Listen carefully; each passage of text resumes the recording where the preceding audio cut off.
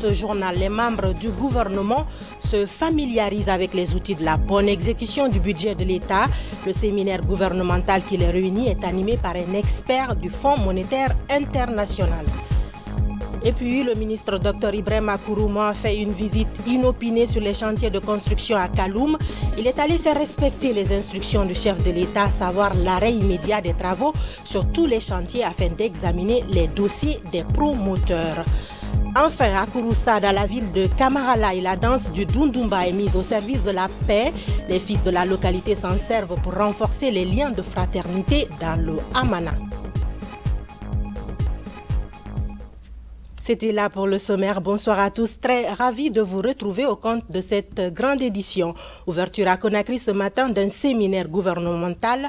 Son objectif est de familiariser les membres du gouvernement avec les outils d'élaboration, d'adoption et d'exécution du budget de l'État. Animé par un expert du Fonds monétaire international, l'accent a été mis sur l'exécution des budgets ministériels selon les normes internationales requises. Adi Kamara, Ousmane Bangora. C'est un séminaire gouvernemental. Il est axé sur la présentation du processus d'élaboration, d'adoption et d'exécution du budget de l'État. Un exercice qui obéit à des principes réglementaires en matière de gestion des finances publiques. À cet effet, les techniciens en la matière se sont penchés sur les réformes de base et la qualité des prévisions budgétaires de l'État. Le présent atelier offre l'occasion aux membres du gouvernement de se familiariser avec ce processus en vue d'améliorer la qualité du projet de loi de finances qui en découle. La Constitution impose une date contrainte pour le dépôt du projet de budget à l'Assemblée nationale au plus tard 15 octobre de chaque année.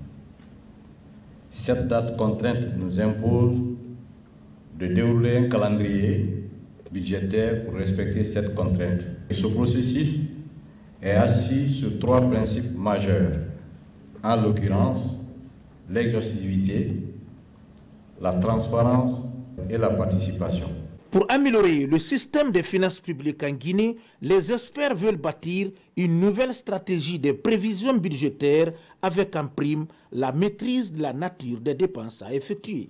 Le débat sur le budget doit commencer au sein des ministères d'abord, un débat interne sur la répartition intraministérielle de cette enveloppe que le Premier ministre a octroyée à chaque ministère. Donc un débat budgétaire interne doit pouvoir se mettre en place au niveau de chaque ministère de manière à préparer les avant-projets qui vont faire l'objet des discussions en conférence budgétaire convoquées par le ministre du Budget. Il y aura les conférences budgétaires qui vont être organisées par le ministère du Budget au courant de ce mois d'août, où les ministères vont venir défendre leurs projets ou avant-projets du budget. C'est sur cette base que les arbitrages vont se faire et qui vont remonter jusqu'au Conseil des ministres où se fera l'adoption du projet de loi de finances. La modernisation de la gestion budgétaire dans les différents départements ministériels vient privilégier la transparence et la participation. Cet atelier était un exercice utile et qui a été extrêmement bénéfique pour les membres du gouvernement parce qu'en ce qui concerne l'élaboration et l'adoption du budget, il faut dire que beaucoup de ministres, membres de ce gouvernement, étaient très mal informés et n'avaient pas assez de maîtrise sur le processus budgétaire. Nous sortons aujourd'hui beaucoup plus aguerris. Aujourd'hui, on a pu comprendre un peu plus en détail le rôle des différents assistants financiers dont disposent les ministres, c'est-à-dire les chefs des divisions administratives et financières, les chefs comptables matières, les personnes responsables des marchés publics. Et il a été aussi explicité que l'ordonnateur principal de tous les départements ministériels, c'est le ministre lui-même. Mais il est assisté dans cette tâche par des personnes qualifiées de haut niveau que l'administration lui a confié pour l'aider dans l'accomplissement quotidien de sa tâche. Au cours de ce panel, l'accent a été mis sur les grandes orientations de la politique des finances publiques.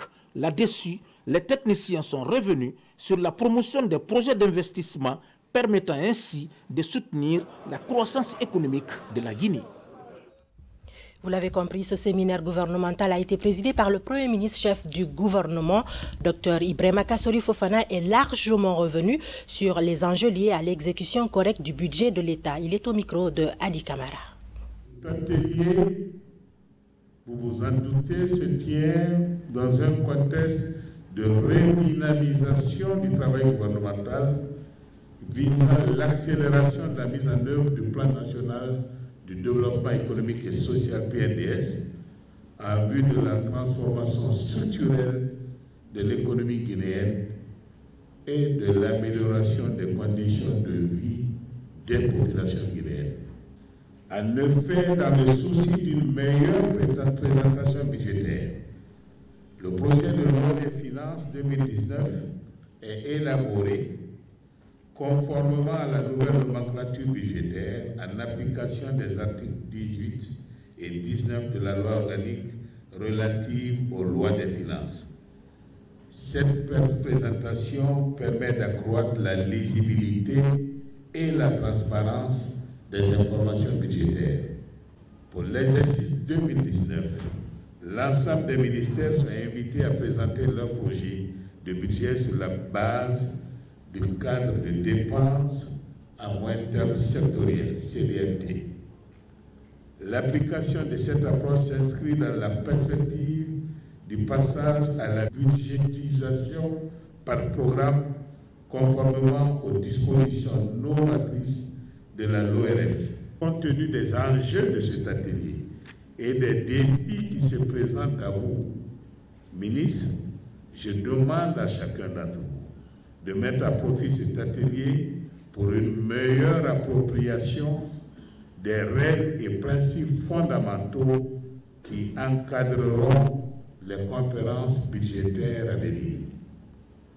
En tant que coordonnateur de vos budgets, je souhaite, à travers cet atelier, que vous puissiez trouver des réponses à vos préoccupations et que vous garantissiez, ce faisant, l'atteinte des objectifs consignés dans les lettres de mission que je vous ai envoyées il y a 2 semaines.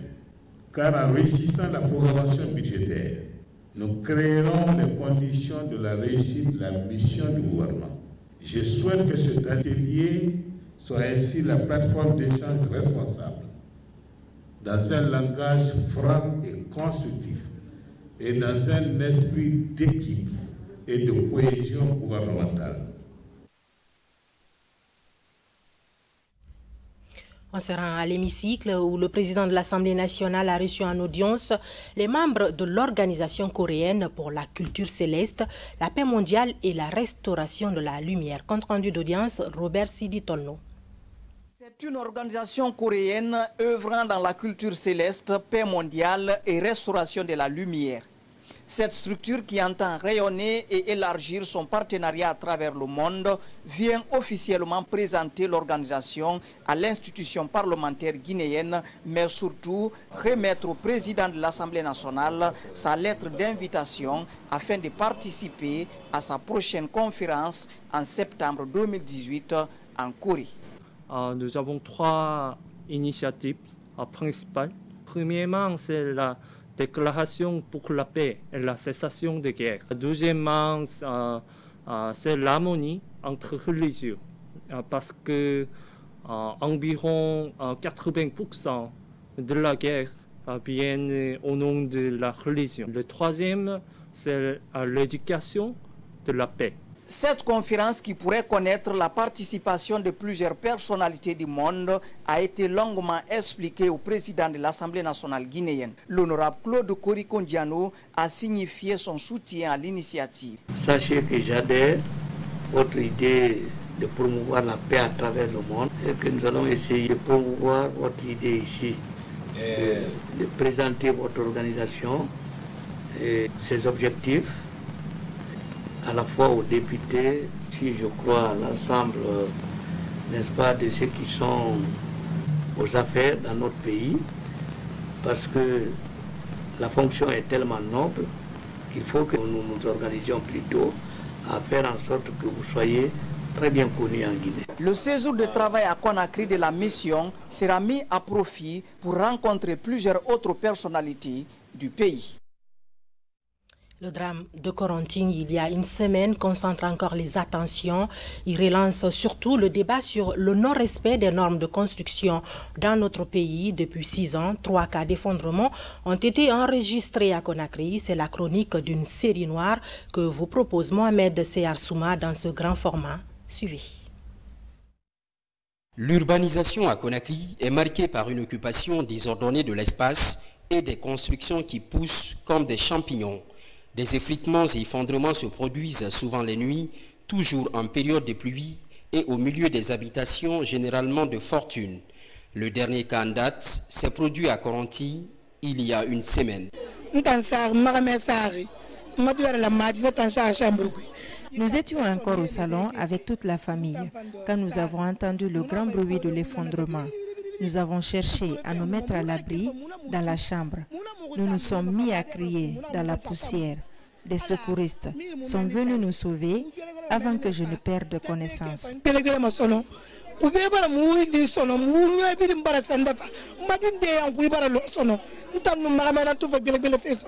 L'équipe de la protection civile a extrait tous les corps ensevelis sous les décombres. Bilan, 4 morts, des blessés et des maisons détruites aux alentours de l'immeuble écroulé. Pas besoin d'être un spécialiste des constructions pour poser les premiers constats. J'ai toujours écrit au ministère de l'Habitat, tous les bâtiments en hauteur, on ne doit pas construire sans que le document ne passe à la protection civile. Moi, je suis ingénieur de sécurité incendie. Donc, tous les bâtiments en hauteur doivent passer, le plan d'abord doit passer à la protection civile pour la validation. D'abord pour les mesures de sécurité incendie, mais nous devrons savoir le bâtiment, comment le plan a été élaboré, quels sont les matériels. Parce que si vous avez vu, il y a eu l'effondrement, c'est parce qu'il n'y a pas eu le respect des, comment on appelle, des normes. Même en voyant l'implantation, on voit qu'il n'y a pas eu d'excavation. Et on ne peut pas construire 2, 3 étages sans excavation. Nous avons pris des renseignements avec les riverains qui nous ont dit qu'ils n'ont jamais vu de machine ici pour faire des excavations et que ça a été fait à main nue. L'homme ne peut pas faire à main nue des excavations pour 8 étages, c'est pas possible. La série noire des effondrements d'immeubles en construction commence en 2012 à Conakry. Dans la commune de Dixine, à la Minière, un immeuble de 6 étages est réduit en poussière. Mais en Guinée, on oublie trop vite les alertes pour veiller sur des mesures de précaution durables. Les services à la base veillent difficilement au grain. 2 années après la Minière, une autre tragédie a lieu à Lambagny. 2 morts et plusieurs blessés sous les décombres. J'étais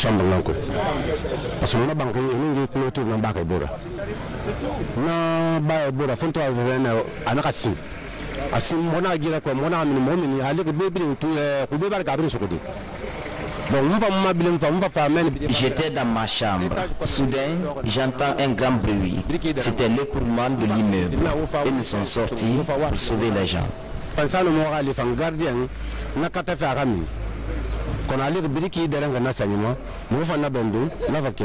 Ces 3 cas d'effondrement d'immeubles sur 6 ans ont fait 9 pertes en vies humaines. Mais qu'est-ce qui explique l'allongement de cette série noire dans la construction d'habitat? Nous avons rencontré l'une des voies autorisées du secteur des bâtiments et des travaux publics. Sa réaction est proche du mea culpa. Un bâtiment qui tombe, le plan il peut être mal fait, mais si les structures qui ont composé la réalisation du bâtiment sont faites dans les règles de l'art, je pense que le bâtiment ne va pas tomber. Donc la situation qui prévaut aujourd'hui interpelle la mission d'ingénieur. Les spécialistes fustigent aussi les promoteurs immobiliers qui auraient peu de respect pour les normes de construction des bâtiments. Pourtant, les procédures en la matière sont bien claires. Depuis le montage du projet, l'architecte vous accompagne à mieux vous pourvoir, à mieux constituer votre programme de construction. Après, il vous aide à faire les études liées à la construction que vous souhaitez. Après ces études, il vous accompagne à faire les démarches administratives pour que vous disposez des documents légaux vous permettant de construire votre bâtiment. Et après la construction du bâtiment, l'architecte vous aide à certifier votre bâtiment, En quoi faisant? En vous délivrant une attestation de bonne exécution. Vous prenez cette attestation, vous partez vers les services qui vous ont délivré le permis, vous avez le certificat d'habitabilité. Aujourd'hui, les pratiques doivent changer. L'administration est appelée à se montrer ferme, comme le veut le chef de l'État dans son souci de préserver des vies humaines. L'état de plusieurs autres immeubles inspire des inquiétudes en ce moment. Le cas par exemple de cette construction située à Nongo. Sa fondation est bâtie sur la clôture d'une villa déjà habitée. À plusieurs reprises, l'arrêt des travaux est envisagé, mais l'opération s'arrête aussitôt qu'elle démarre. À Conakry, la médaille du baume actuel des constructions a donc son revers, qu'il faut maîtriser à tout prix. Justement, c'est hier, depuis le dernier cas en date de cette série noire qui est l'effondrement de l'immeuble à 7 niveaux dans le quartier de Coronti. L'heure est à la vigilance. Le président de la République, qui s'était rendu en personne sur les lieux du drame, a donné des instructions fermes, celles de stopper dans l'immédiat tous les travaux sur ces chantiers afin d'examiner le contenu des dossiers des promoteurs. Martin Fancinadouno. La ville de Conakry connaît une urbanisation accélérée non structurée. Depuis quelques années, des immeubles sortent de terre. Parfois, les normes de construction ne sont pas respectées. Le phénomène d'effondrement de quelques édifices est la conséquence de cette anarchie. Le dernier cas est survenu il y a une semaine à Coronti dans Kaloum. Depuis, le président de la République a annoncé des mesures. La chose que nous allons faire maintenant, c'est qu'au niveau du ministère de l'Urbanisme et du gouvernorat, le chef de quartier, systématiquement, toute personne qui veut construire une maison en état, il faut qu'il donne le plan et qu'on va avec l'architecte et l'ingénieur. Parce que souvent, les gens construisent des maisons sans soubassement. Par exemple, si des maisons n'ont pas de soubassement, on ne peut pas construire une maison état sans soubassement. Donc maintenant, il faut qu'on prenne toutes les dispositions. C'est pourquoi nous avons prévu dans le plan de Conakry Développement de faire déménager les gens de la maison sur qu'on est en train de construire afin de tout casser et reconstruire. Les mesures sont appliquées par le ministre de la Ville et de l'Aménagement du Territoire. Dr Ibrahima Kourouma effectue une visite inopinée sur quelques chantiers de Kaloum. Il s'est fait accompagner des membres des ordres des architectes et ingénieurs. Sur le terrain, les débats sont engagés avec les promoteurs et superviseurs de ces chantiers pour comprendre les contours techniques et les matériaux utilisés. Suite à quelques défaillances constatées, le ministre ordonne l'arrêt des travaux. Cette instruction ferme du président de la République est une instruction pour que nous travaillions de manière à ce que tout ce qu'il y a comme chantier aujourd'hui, nous ayons toutes les informations nécessaires. Vous savez, beaucoup de chantiers aujourd'hui fonctionnent, je ne dirais pas de façon irrégulière, mais qui fonctionnent de façon à ce que certaines choses ne soient pas précises à l'intérieur. Vous savez, pour construire, il faut un permis de construire. Le permis de construire peut être obtenu. Mais malheureusement, très souvent, ceux-mêmes qui sont sur les chantiers ne sont pas des cadres qualifiés. C'est pourquoi aujourd'hui nous sommes sortis avec l'ordre des architectes, l'ordre des ingénieurs. Nous allons faire arrêter tous les chantiers sur instruction du président de la République. Tous les chantiers arrêtés, nous demandons à tous les propriétaires des chantiers de se présenter au niveau du ministère de la Ville et de l'Aménagement du Territoire avec tous les documents. Et dans ce document, nous allons voir non seulement s'il y a un titre foncier, mais aussi quels sont les architectes et quels sont les ingénieurs qui ont participé, qui ont contribué à l'élaboration de ces documents. On ne peut pas commenter au-dessus. La DG a été pris devant moi à Coronti là-bas. Donc si le ministre est là aujourd'hui, là je reste derrière la DG. Ils vont vérifier le document, si c'est propre, il n'y a pas de problème. C'est une première pour le département en charge de la gestion des terres et de la construction d'associer architectes et ingénieurs professionnels à de telles opérations. La réaction positive, c'est de maintenant changer la manière de faire les choses au niveau de la construction. On a vu des maîtres d'ouvrage qui étaient indiqués comme architectes. On a vu tout à l'heure, je pense que vous avez fait noter, un bâtiment qui était on avait un bâtiment en R+1 avec un étage et on se retrouvait à construire 2 niveaux sans panneau de chantier, sans rien. Et c'est une assurance de la place connue qui a pignon sur rue et qui se permet de construire des choses. Donc vous voyez, ça veut dire qu'il n'y a pas que des privés, des particuliers, mais également même des entreprises se donnent à ce type de pratique et il faut vraiment stopper cela. De Sandarvalia en passant par Temenetaï jusqu'au boulevard de commerce, le ministre a visité tous les chantiers. Il dresse un constat déplorable, l'absence des ingénieurs et architectes pendant l'exécution des travaux. Avant de prendre des mesures draconiennes, il invite les promoteurs à présenter tous les documents justifiant l'exécution de leurs projets immobiliers à son cabinet dès lundi.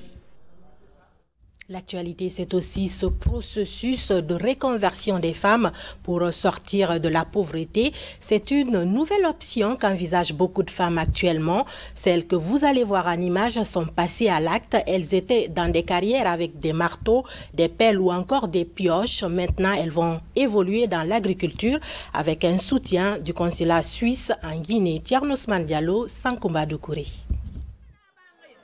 Dans leurs prestations théâtrales, elles sensibilisent les femmes à ne pas travailler comme concasseuses dans des conditions rudimentaires.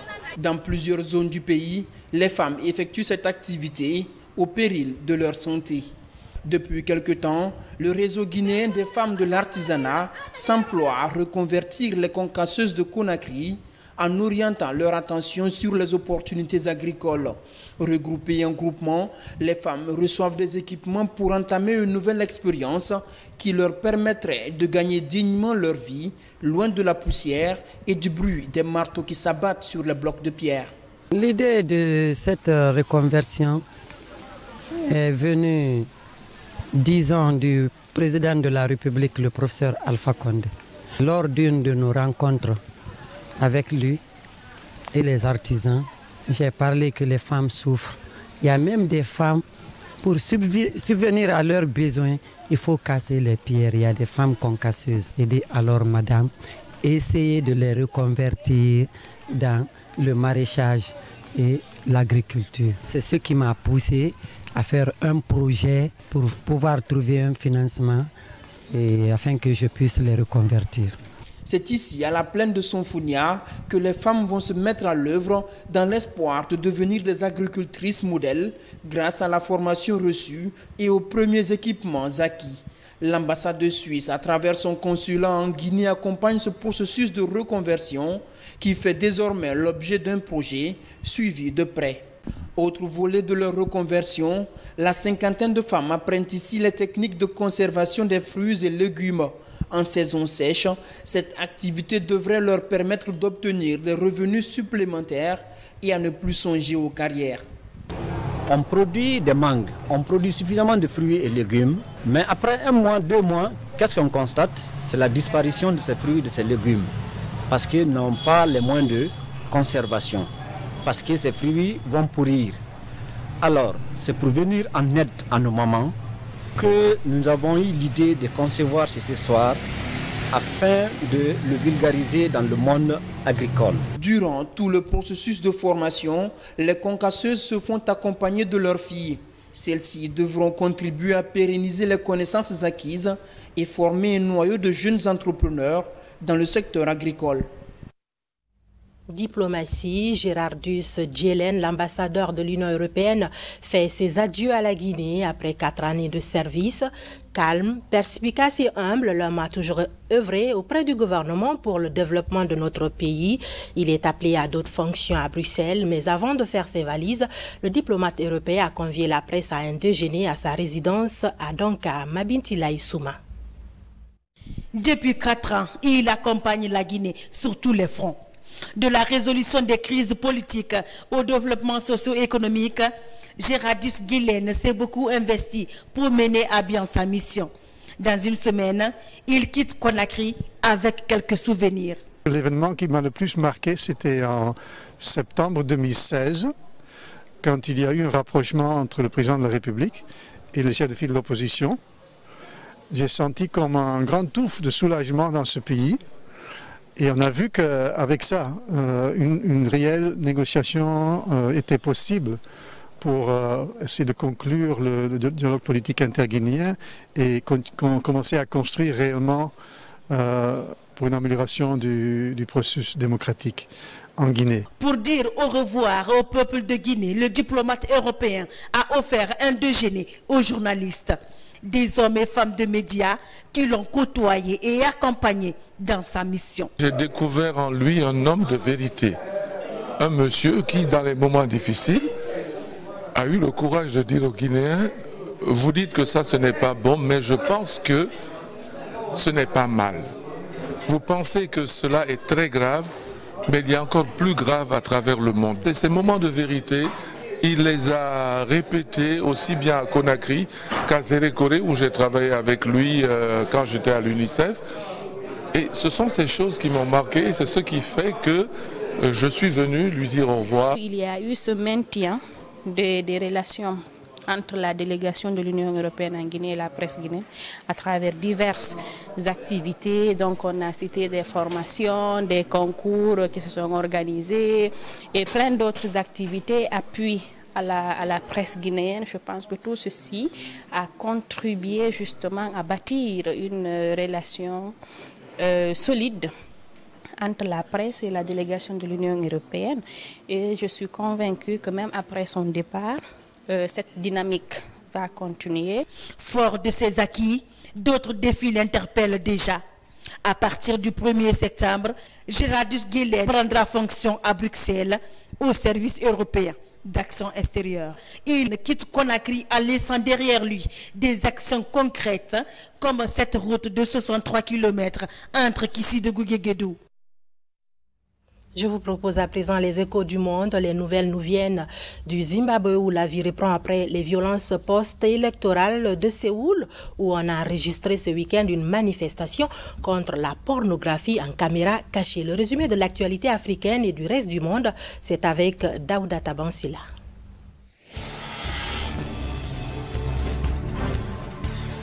La vie reprend son cours normal au Zimbabwe après les violences qui ont secoué la capitale Harare à la suite des élections qui se sont déroulées dans le calme lundi. La situation a dégénéré mercredi quand la police et l'armée ont réprimé une manifestation de l'opposition faisant au moins 6 morts.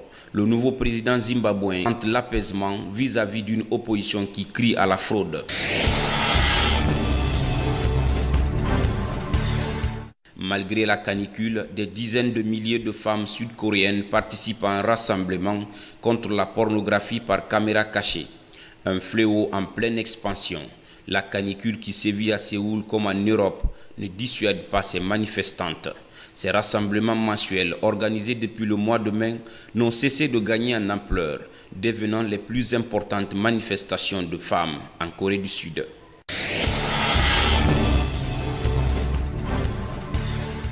Des aubergines et des poivrons qui poussent à la verticale, des fraises et des salades qui se récoltent à l'aide d'un escabeau. Dans ce potager perché sur un toit de banlieue parisienne, une culture hors sol parfaitement adaptée au milieu urbain. Rendons-nous à présent à Kouroussa, dans la ville de Kamaralai, où le Dundumba est mis au service de la paix. Cette danse, encore appelée danse des hommes forts, invite au renforcement des liens d'amitié et de fraternité pour le progrès du Amana. Reportage Djamo Kaba. À Kouroussa, la danse folklorique Dundumba résiste au temps et continue de renforcer la cohésion sociale. Elle propose à l'ensemble des populations des occupations variées correspondant à leurs désirs. Facteur de rapprochement, la danse des hommes forts valorise aujourd'hui le dynamisme de cette cité historique. Au stade préfectoral de Kouroussa, l'Amphia Touré, à travers la jeunesse, s'attache à restituer le passé du Amana. Il invite la nouvelle génération à cultiver la paix et l'esprit du développement local. Kouroussa est une famille, Kouroussa doit prendre ensemble et laisser ensemble. C'est ce qui a fait que nous sommes arrivés à Kouroussa pour promouvoir la paix, la cohésion sociale et prouver que Kouroussa, c'est une famille et que rien ne peut nous séparer. C'est pourquoi je suis venu aujourd'hui à Kouroussa, être dans la boue comme mes frères, partager ses sentiments et dire, faire croire à tout le monde que personne ne peut développer cette préfecture si ce n'est pas nous-mêmes. Et qu'on se sacrifie, ce que nos parents nous ont légué, les sacrifices que les parents nous ont consentis pour que nous devenions quelque chose. C'est le retour de l'ascenseur, c'est rien d'autre. Et nous serons là chaque fois que c'est nécessaire. La jeunesse vient de prouver encore une fois de plus qu'ils sont ensemble et qu'ils sont derrière M. Touré, M. Lamphia Touré, parce qu'ils se sont mobilisés pour aller lui voir, pour qu'il puisse vraiment les accompagner, afin que la paix puisse régner ici vraiment, ici à Kouroussa. Le sport aussi n'a pas été occulté au cours de cette rencontre. Un match de football est organisé pour aider les jeunes à se tourner vers l'avenir. Il a opposé l'équipe de la presse locale et les conducteurs de taxi-moto. Une nouvelle approche des initiateurs pour favoriser le développement des activités culturelles et sportives. Je suis très ravie et très contente aujourd'hui pour cette manifestation. Et sans la paix, il n'y a pas de développement. Il faut ce développement-là. Les jeunes qui ont pu organiser cette manifestation, on doit les encourager et les remercier. Une lecture du Saint-Coran a réuni les sages et les jeunes de Kouroussa. Objectif, implorer la grâce divine pour le progrès du Hamana. La paix et l'unité nationale sont évoquées pour une stabilité sociale en Guinée. Sport handball, le Sili Cadet est à Kigali au Rwanda. L'équipe guinéenne prend part au Challenge Trophée du continent qui doit se dérouler du 6 au 13 août prochain. Peu avant leur départ, les joueurs ont eu l'honneur de recevoir le tricolore national des mains du président de la Fédération guinéenne de handball. Commentaire Kaba Fodi. Cette cérémonie de remise de drapeau annonce officiellement les couleurs de la participation de la Guinée au challenge continental de handball des moins de 17 ans à Kigali. La compétition qui démarre le 6 août prochain regroupe les meilleurs des différentes zones de la pratique de handball en Afrique et doit se poursuivre jusqu'au 13 courant dans la capitale rwandaise. La Guinée, championne de la zone 2, représente la deuxième zone de l'Afrique de l'Ouest à ce tournoi qualificatif au challenge mondial et à la Coupe du monde des moins de 17 ans. Tout un défi pour la Fédération guinéenne de handball. La conquête de ce trophée continental reste un objectif majeur pour ces jeunes joueurs qui veulent confirmer leur performance dans la catégorie. Un véritable challenge pour le capitaine de l'équipe qui n'est pas à sa première expérience. Pour réussir ce pari, la Fédération guinéenne de handball a renforcé l'effectif. 3 professionnels font partie du groupe. Pour eux, la défense du tricolore national est une priorité. Logé dans le groupe B en compagnie du Nigeria et du Cameroun, le Sili Cadet entre en compétition le 7 août contre le Super Eagles du Nigeria. L'équipe a quitté Conakry samedi pour Kigali. Fini ce journal, merci de l'avoir suivi. Vous pouvez désormais nous suivre en direct ou en différé sur le www.rtgcoloma.info. Je vous souhaite un très bon week-end et à demain.